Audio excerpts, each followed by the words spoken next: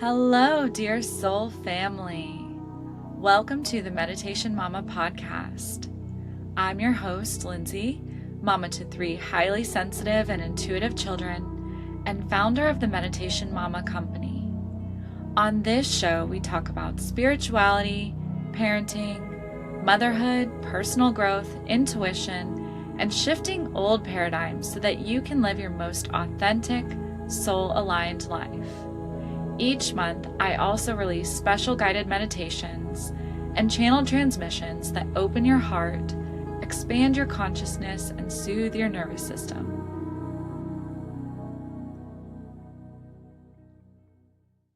Today, I have a special guest with me, Jaime. She is an intuitive channel, a spiritual guide and mentor, and most importantly, a mother who is deeply, deeply passionate about living her soul's mission and her highest potential.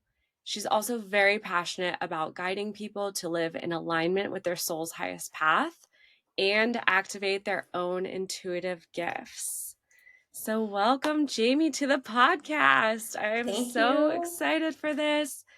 So I'm so Jaime, excited. Jaime and I met through social media and we were just chatting about this. We had this sort of instant recognition of one another. It feels very good right now. This feels very much meant to be. I'm so excited to be here. Thank you. Yeah, it was funny. I was mentioning to you before, but I was like so excited for this because I'm like, oh, I get to meet, like we know each other. And 100%. yeah, and I'm so excited to be here with you on this podcast. So thank you. Yay. Okay, so we're going to dive right in because Jaime has so many nuggets of wisdom and so many interesting stories to share with us from her perspective as an intuitive and as a channel.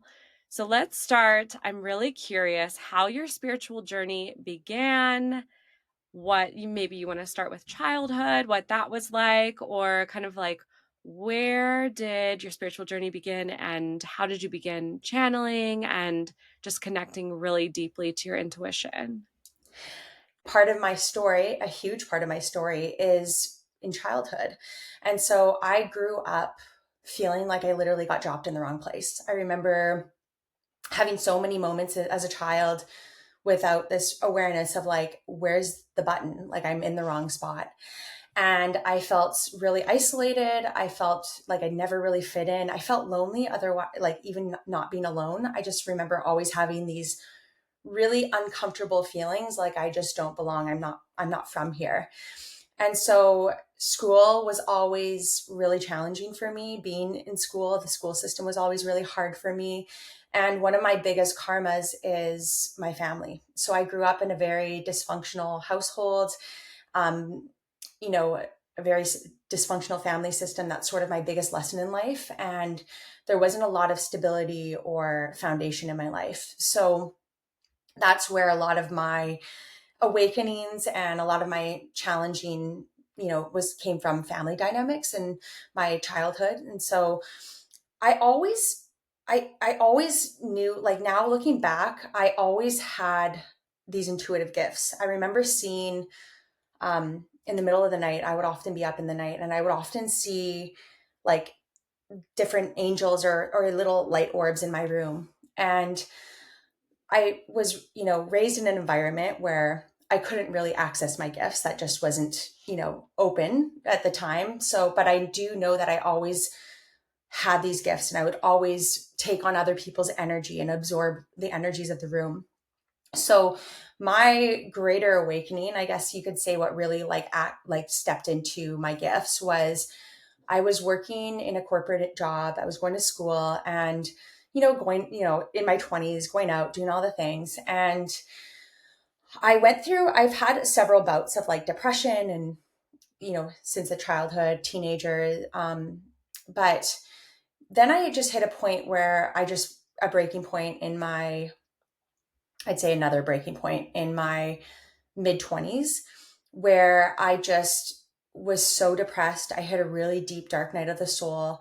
And I like, just completely kind of shut down. And so that's when I knew that I had to make some changes in my life. And that's when I started to I had the spiritual books, but I didn't really, I wasn't fully like embodying them. And that's really when I started to shift slowly, gradually shift away from like an old lifestyle and start to meditate and really actually do the lessons in the book, actually do the work.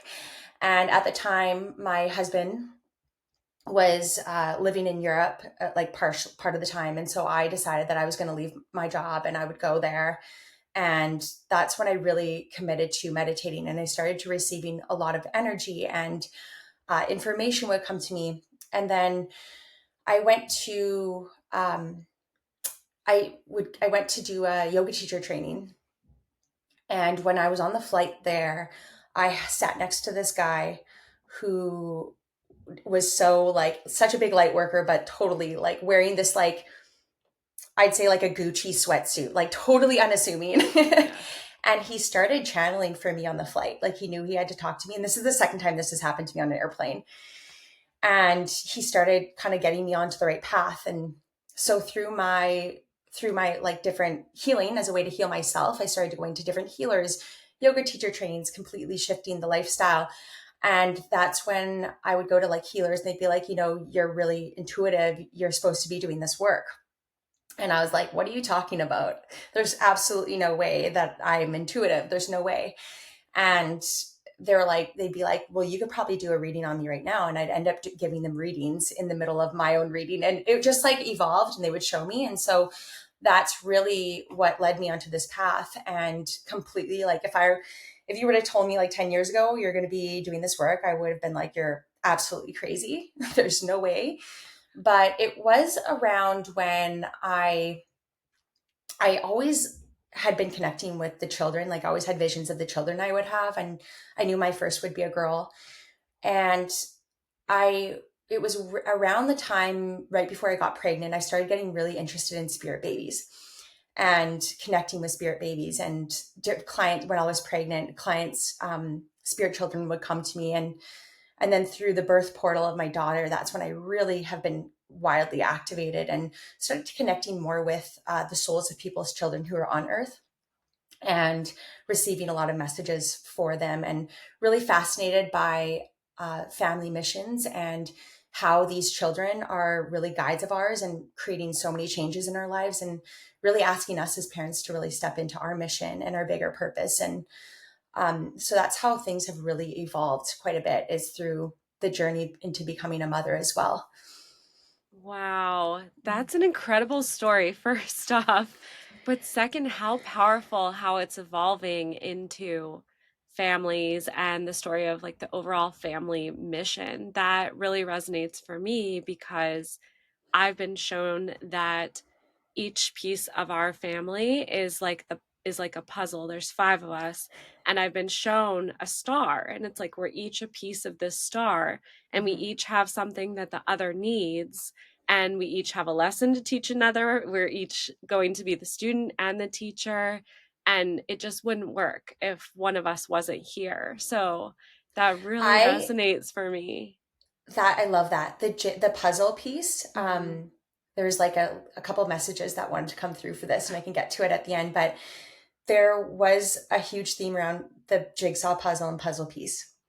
And I love that you just mentioned that, because I do believe that for some of us, the children, especially my daughter, the children are that piece of the puzzle that locks it all together and really creates the next step or the next unlocking. And there's sometimes we think we have to have it all figured out before we have children.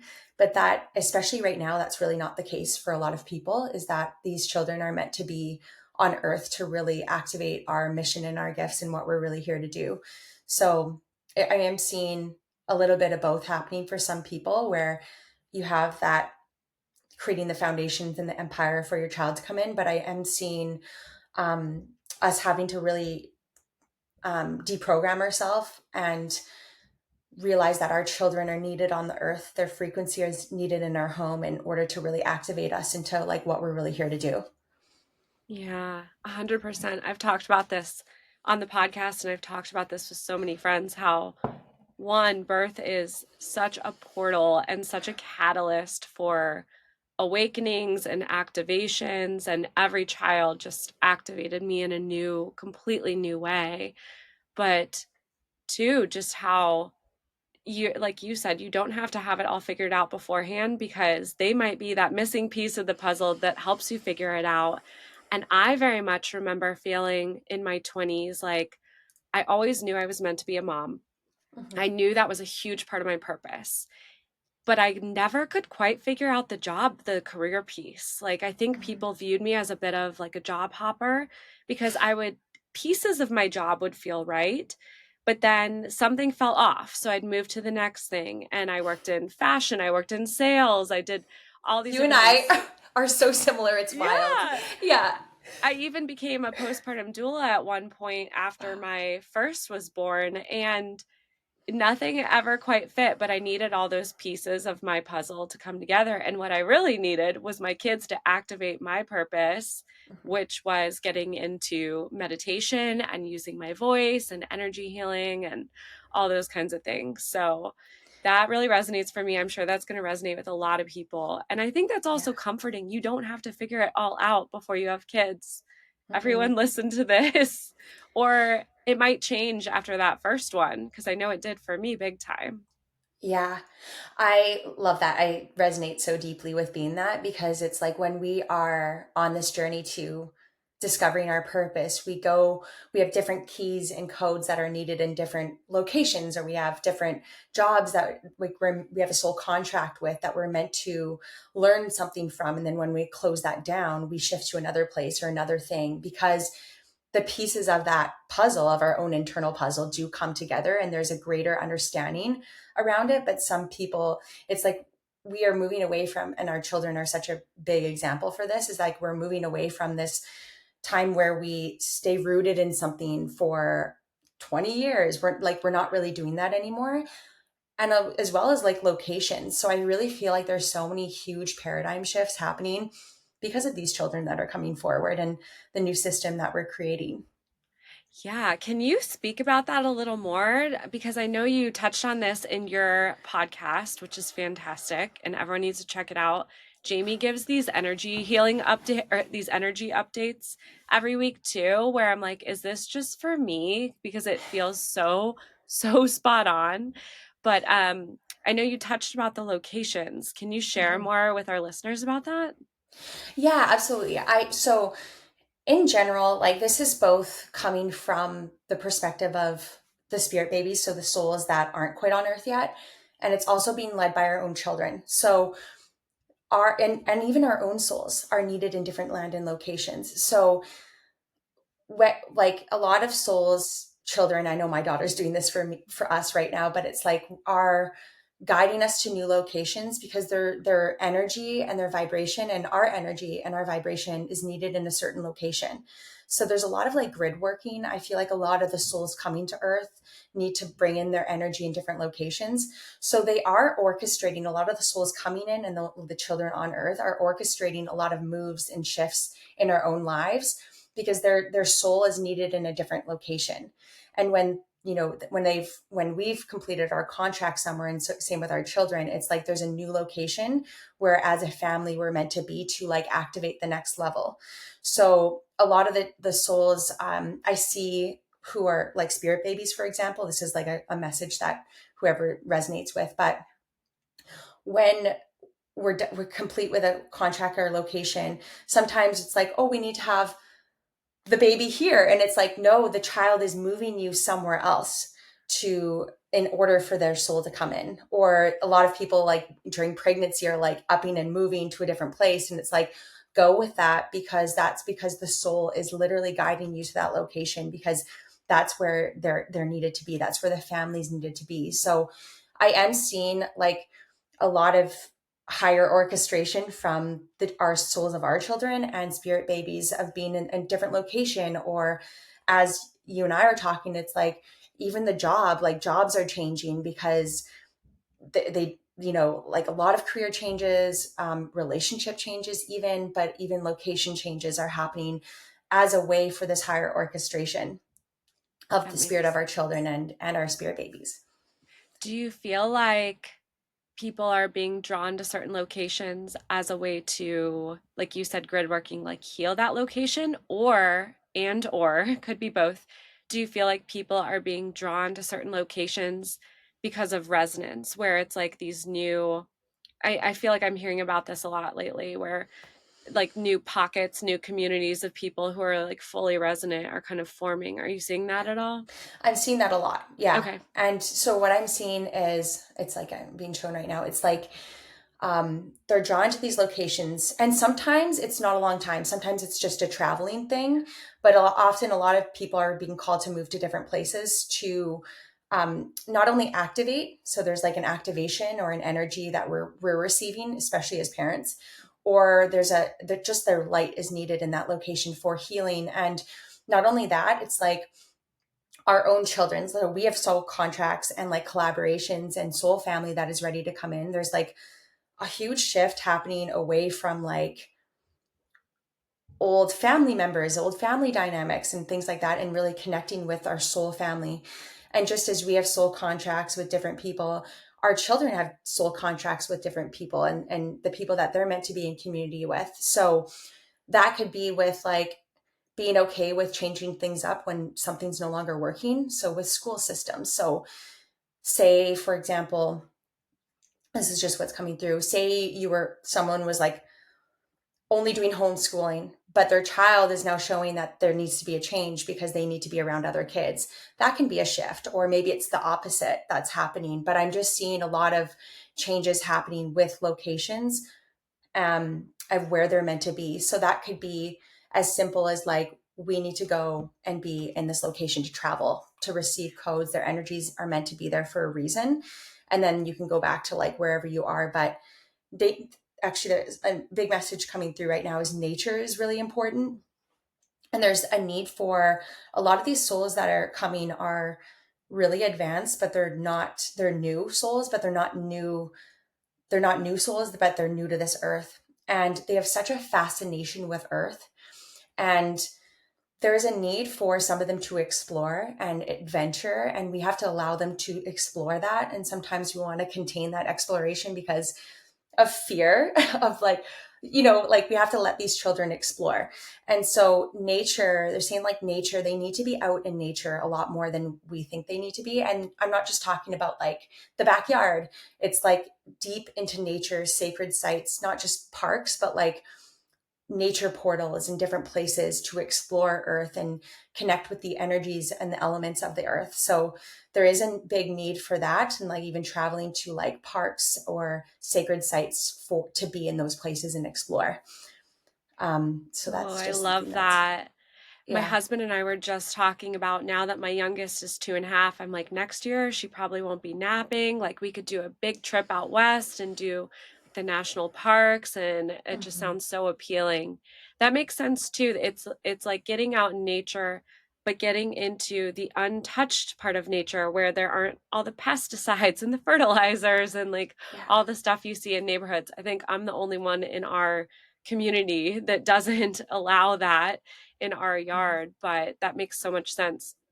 And as you were saying that, it's raining here today, and I can hear my kids with the sitter running out in the rain. And I saw them right before I came on, and they were just running in the rain. And I know a lot of moms would be like, ugh, me included, like, okay, more laundry, You're more, going to be wet. Yeah. another set of towels, like all the things. But it's like, let them get messy, let them get dirty, let them play in the rain, let them play in the mud. They need that. It's so good for them. Yeah, and extra grounding for a lot of these starseed children, they need a little bit more grounding. So even like, yeah, putting their feet on the earth, and they may even have that desire to take off their shoes already, and that's so intuitive and Yeah. in tune. And rubbing the bottoms of their feet and tops of their feet is really going to help ground them in, because sometimes they do need a little bit more grounding energy. So I just love that. It's actually raining here too. Really? And I kicked my family out. I was like, you guys got to go. There's going to be too much noise. You got to get Yeah. outside. Yeah. Yeah. My I love kids are that. also always the kids, to your point, who take their shoes off anywhere we go. I mean, not in like the grocery store, but anywhere outside, at the playground, wherever we are, they're taking their shoes off. And they don't even ask me anymore because I'm like, it's fine, whatever. But then all the other kids at the playground will want to do the same thing. And I see the parents like, no, no, no. And I'm like, Yeah. it's fine. We can sanitize their feet. We can wash them when we get home. Like, it'll Yeah. be fine. To your point, they But need the grounding. yeah, but like think about this though. It's like imagine a community where you live in where that's a norm. I Do you know know. what I mean? Where not having pesticides on your lawn, sprayed in your lawn, you're like the one house in the entire neighborhood that doesn't do that. Imagine living in a community where that was normal. And that's what I mean by this is like a lot of mothers and new earth mothers, new earth parenting who are doing things differently, we're plopped in these places where it's just not resonant anymore. And we need to be in locations and with people, other parents who have these commonalities and these like soul family connections where we can parent in a new way and feel supported in that and not the like out there mom for these, things that we do that are just so important and normal for the children. And I don't know, I know that that's the way I feel in this location. I know that we're complete with it, but I just am like imagine that place where it's like that's totally normal. Do you know what I mean? Yeah, that is my dream community that you are describing. And I feel like I go back and forth between we need to find this place and I am very much an activator for people. I feel like I've always been an activator. And I Yeah. see sometimes I'll say something to another mom and they'll be like, huh. And I'll see Hmm. them kind of processing it. And so I know I do that for people too. Yeah. And yeah, I go back and forth all the time between the two. Like, do we need to get out of here? And to your point, live in this sort of dream community? Where is that? Where does that exist? And Yeah. then, or do we create it where we are? I don't know what the answer is. The thing is both are needed. And I was Hmm. actually going to say that earlier. Both are needed because but we also can't expend so much of our energy trying to fix people, but we can leave these little like nuggets and key codes of these different ways of being. And I think that that's also what's great for podcasts and social media because we're doing that in that way and other people can see that and kind of catch on. But it is important to have both. Like I know there's some people who are like, I need to get out of the city, like all that. And it's like, no, like actually your lights are needed in cities. Like a lot of people's lights are needed in cities. So to completely like abandon the city and be like, I'm out, I don't feel like that's good either. Yeah, a So it hundred is finding that percent. balance. It is. It's so tricky. But also to your point, you were mentioning it's more important than ever that we are just super connected to our intuition, tune out the noise, meditate, turn off, the Mhm. TV, social media, whatever you need to do, and just be in your own energy and really tune into what you need, what your family needs, your higher self, your children's higher selves, all of it. Because now more than ever, we have to be connected to our intuition. I feel like you could get away with it in the past and now it's like no, it's a non-negotiable. We have to Yeah. we have to do this. We have to really root down as the Mhm. mother because we are the Yeah. frequency holders for the family. And the role of the mother is shifting so much. And I'm really seeing that we are like these gatekeepers. We're the portal for the family. We're the leaders of the family. And this divine feminine mother archetype energy is really coming online where we are the ones to make that decision. We are the ones leading the way. We are the ones creating the new blueprint for our family and for a new ancestral, even a new ancestral system. And that's not easy being that person that's paving the way. And you really have to root down into yourself and really get clear in your body. But I feel that as well with like this energy of like being the frequency holder for the family and how we carry our children's aura in our field and we carry the energy of the home in our field as well. And when I don't know if you feel this too, but like when something new, like a new energy comes into my home, like say it's someone that comes over, not like a friend, but someone who's like nanny or someone that comes into the energy of the home, something I have to like integrate that before and I have to feel into the energy of it. And the more that we kind of like tune into the frequency that's coming into our home and being able to discern that signal, because I don't know if you feel the same way when someone new comes into the home, the energy shifts and you're like, Yeah. okay, what is this? What am I picking Yeah. up on? Is Mhm. this a good energy? What frequency am I picking up? Because I feel like us, even more than dads, we are the ones that can feel the frequency of things and are holding that frequency for the family. And so we're always picking up signs. We're always picking up signals, but is every signal worth the call? So I don't know if you feel this way, but I've been working through this as well as like, I pick up on an external energy, like a new nanny in our home. And I'm like, something doesn't feel right. There's something going on with her, or I don't know what's going on, but something doesn't feel 100% right. And being able to honor that call, but also sort of dissect it a bit and go, okay, could this be something that's going on with her that I'm picking up on, but isn't a threat to my family or my children, and like they're safe? And, it's being able to discern between the energies in the home and following that call and intuition, even in school and school systems, because when something's no longer working, or if we can tell we can feel their aura when they're in school because we're connected to them. And so I find there's like an edge to push with children where, okay, something, but like we can push that edge for them to like go through this. Or when it's an absolute, like we have to shut this down and change things up. We have to do something different. And being able to discern between that and ultimately being the mothers to make that call, although the masculine can help anchor us a little bit. So I know that the mother can get swept up in all these things and all these emotions and are transmuting so much for the family. But is every signal that we're picking up worth the call? Do you know what I'm trying to say? I know what you mean. And and then you saying transmuting for the family. Sometimes I feel like that's my full-time job, just like Same. a transmuter. And I'm very I clear my energy multiple times a day. I do a really heavy energy clearing on myself, my home, my kids every single night, and I'm very intentional about it. But there are times where it's just, it can be like really overwhelming, to your point. And I like that. Is it worth the call? Because sometimes it's not. In fact, probably 50-50. Totally. And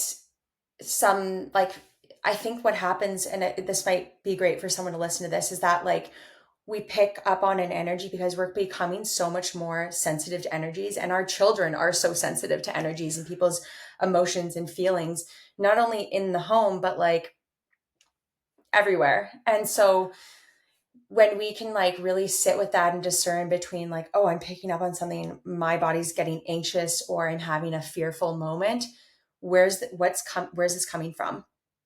And can we disconnect from it? Because it's likely not ours. It's just a signal we're picking up on that's not worth the energy of it. And sometimes if we're moving through a really big fear portal or fear or anxiety, sometimes we're picking up and clearing an energy out of our body that is from a past life energy that has nothing related to the moment.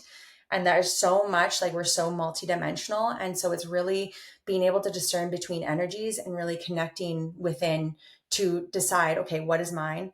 What is someone else's? What is this? What is that? And then coming back in and being like, okay, this isn't mine. I don't need to take this on for the family. I can't transmute for everybody in the neighborhood all the time. Yeah. I feel like the mornings when I am able to, usually the mornings when my husband and I switch who gets up with the kids. So the mornings that he gets up with the kids and then I can kind of leisurely get up, I really will be able to tune into how am I feeling, like what's going on. I'll do a little, energy healing on myself. And then it's so distinct. It's so clear what's mine and what's not. The mornings where I'm just like woken up with a cry out of bed, I have a really hard time those days telling what's mine and what's not mine. So do you have any tips or tricks? Oh my God, I completely resonate with that. Yeah. So for me, I feel the exact same way. What I try to do, even when I think I learned this when Nova, my daughter, is, oh my gosh, she's 3 in like a week. Congrats. On Lionsgate, she was born. So 8/8. What a special birthday. What a powerful girl. Wow. Yeah, she's double Leo, super fire energy. I have a Leo moon, and the drama. I know. They're definitely little leaders, and they will tell you. Yeah. So I feel like the way that my daughter is and still is to this day is wants to be on top of me at all times. That's just her, the way she is. She's always been that way. So whenever she would nap when she was a even tiny baby, she wanted to be on me and not off me. And is still, we co-sleep still. And she Same. middle of the night. Same. My Leo moon. Same. Yep. Okay, so it must be a Leo. She still sleeps with me too. Same thing. She was on me for the first 4 months. Wouldn't sleep anywhere else. I mean, exact same. They'd be best buds. They need to meet. So she still, like, even last night was like, Mommy, can I lie on your tummy? So she lies on top of me still. But what I became really great, like pretty good at doing, is being able to, and this is like the multidimensionality of motherhood. It's like being able to ground in the moment, even when I have this high energy, high frequency souls in front of me, and you have 3 of them all around you. But what I try to do, even when we're waking up at the same time, is really sending my energy down into the earth, connecting with the earth's frequency, the earth's energy. And I really try to create that pillar of light from, and bringing in source consciousness, source energy, and really kind of connecting in with that way and into my heart before I do anything else. And sometimes we have to do that and be in 2 dimensions or places at once when we have the child who wants things and wants to be on top of us. Is like being able to sort of like not split your energy, but being in 2 places at once and really taking that moment to ground in and like bring in your energy. And I find that when I do that, it can be really helpful, is trying to still do those practices, even when I'm the one getting up with her, or, she wants to play, wants to be on top of me. So I really try to do that inner connection before doing anything else, because I'm the same way. When I really don't take that moment to do that, I can really feel everybody's energy. And I feel like right now is really important, because so many hypersensitives are coming online for a lot of people, is like egg shape and containing and bringing in the energy a little bit before going about the day. But what I've really had to also practice is that, say I wake up to like screaming and, having moments as children do, right? I try to say like, okay, we can reset this day at any point in the day. So taking that moment where you take that deep breath, inner connection, and just because something started in a chaotic way doesn't mean we can continue that. So it's like taking those moment to pauses throughout the day, which can be hard. Oh, I love that. It's funny. I just had this conversation with a Target checkout person who I have no Ooh. idea why I was, given the message to give to him, but he was having a hard day. And, instead of saying, I'm fine, he's like, my day's been pretty rough.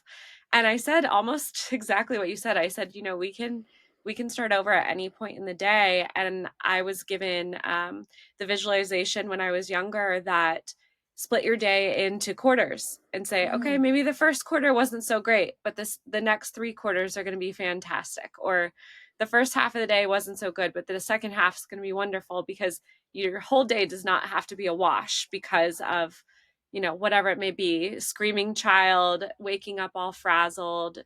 To your point, you can reset it at any given time. So that's a funny little synchronicity. I love that. Yeah. Yeah. Okay, so I want to shift a little bit, because I really want to chat about your pregnancy journey with Nova. When I was listening to your podcast and you were explaining it, I just couldn't help but think, gosh, I wish I had been more into my spiritual awakening was really catapulted with my first. But I was just thinking what a different experience that would have been had I been super spiritual with my first. And I know everything's meant to be as it is, but I want to hear about your pregnancy journey and the signs that she gave you. And I know your labor and delivery was fascinating, and your whole spiritual perspective on it all. Yeah. So I guess before we conceived her, we were going to do that. I actually had done a plant medicine ceremony. It's like really the only one I've done. And um, I saw my children, and it's what really anchored me in, because I had a really intense experience with mine. but I saw my children and my future self. And that's what really helped me anchor in while I was going through this like death and rebirth on my deathbed in the plant medicine ceremony.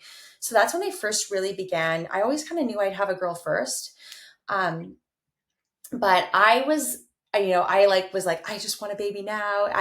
Because my big trauma is around the family, and I really, being a mother, I always knew that was part of my soul's purpose, and creating my family, creating a new family was really important for me as well.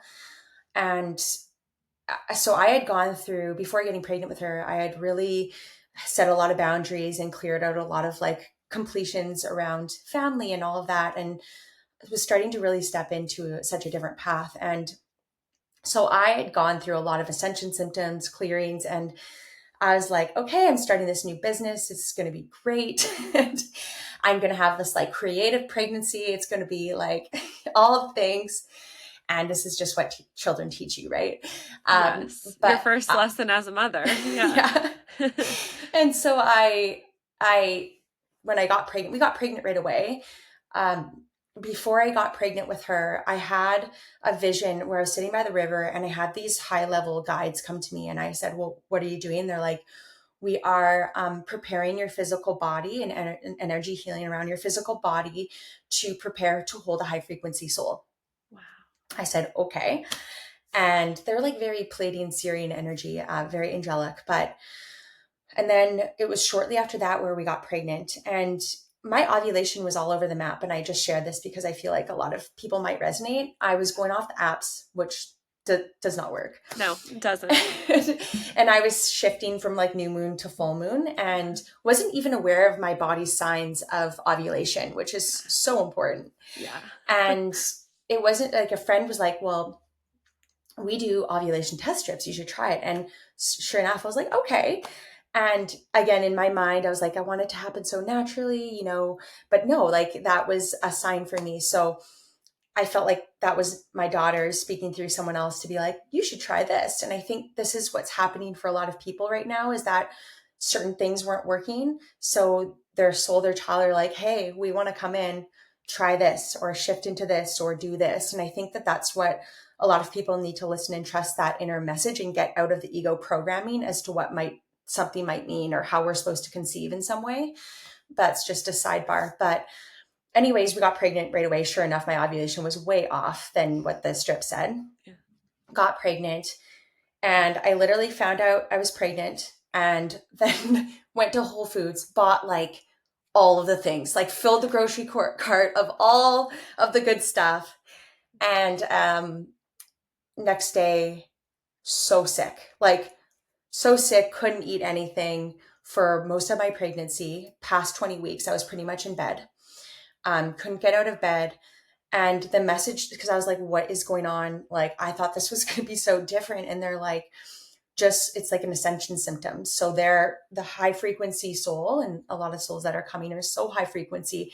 Our bodies are just not adjusting to that level of light.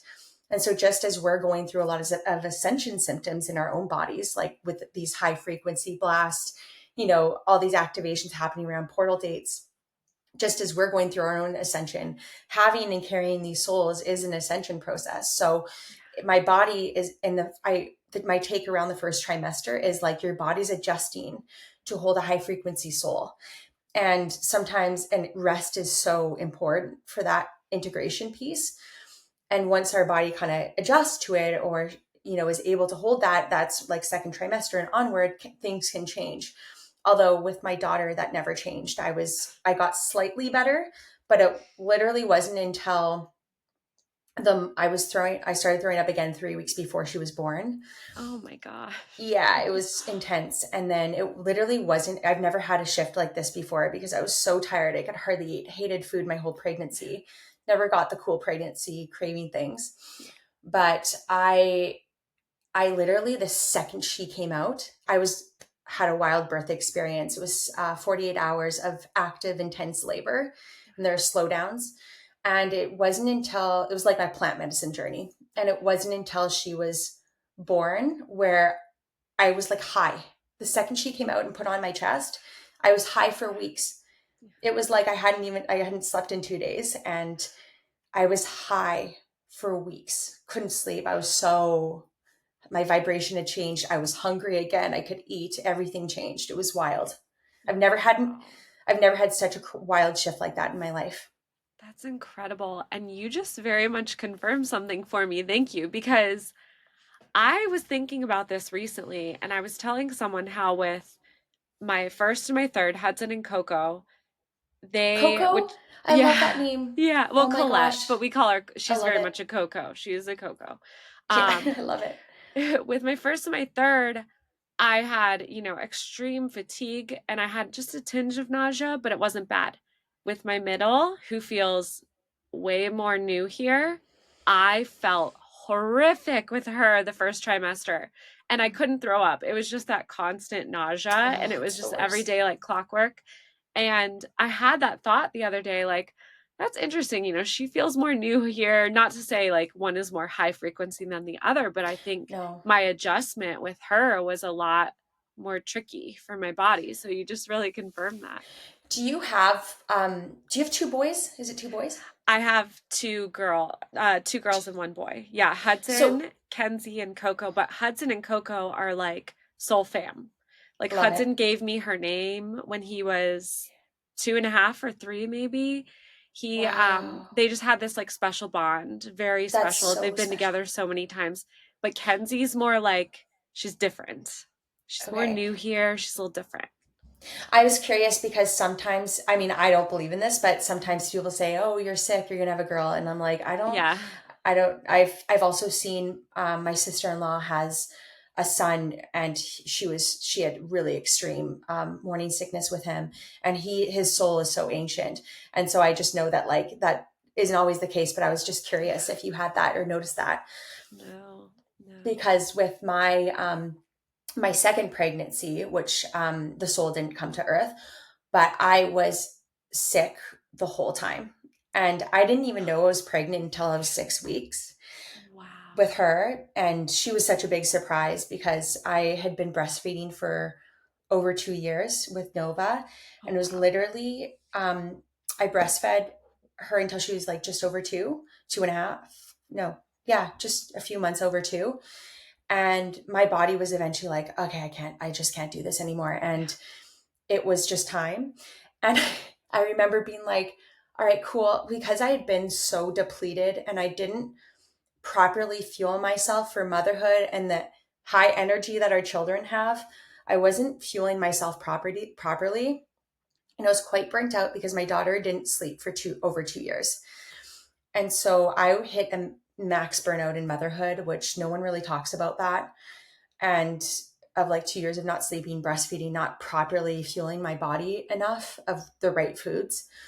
And I literally stopped breastfeeding. A week later, I was like, oh, I'm having like flashbacks. I'm feeling nauseous, but I'm having like flashbacks of that feeling, that pregnancy feeling. Yes.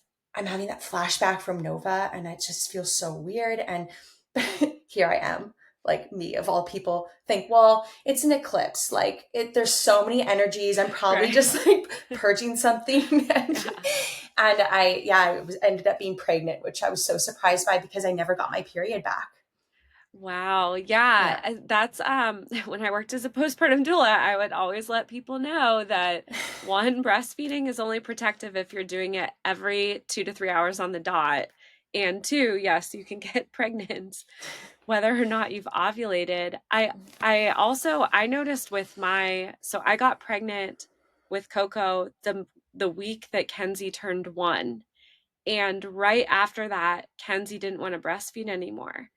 And I know your milk can change, so I was like, I wonder if my milk just didn't taste good anymore, so she was just done with it. So, and it It's can dry up a little bit too, so I wonder if there was a correlation there for you. Yeah, that definitely makes sense. And I feel like, oh, that totally makes sense now that I think about it. It was like like my Nova was like, okay, it's time to focus on this, and probably the chemicals and the energy around it shifted because there's another soul there. And I found when I was pregnant with her, the soul that come to earth, but Nova was so much more clingy, and I found I really had to ground her energy because the frequency of the home and me had changed so much. So it was interesting to see that shift. Hello, dear listeners. I hope you've enjoyed this episode.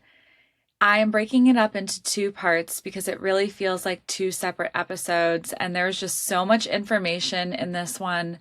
I want to give you a little time to integrate our conversation with Jaime Zajac.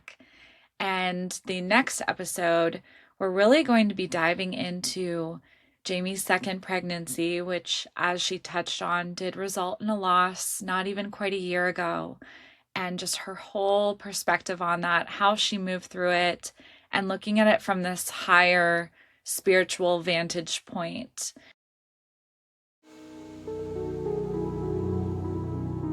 So with that being said, thank you so much for listening to the Meditation Mama podcast. Your support means the world to me, so if you enjoyed this episode, please rate, review, subscribe, and share with a loved one. Check out my meditations and all of my offerings at themeditationmama.com and sign up for my newsletter, and you will receive 2 free meditations. I would also love to hear from you, so send me a message on my Instagram at @the_meditationmama or an email on my website. See you next time.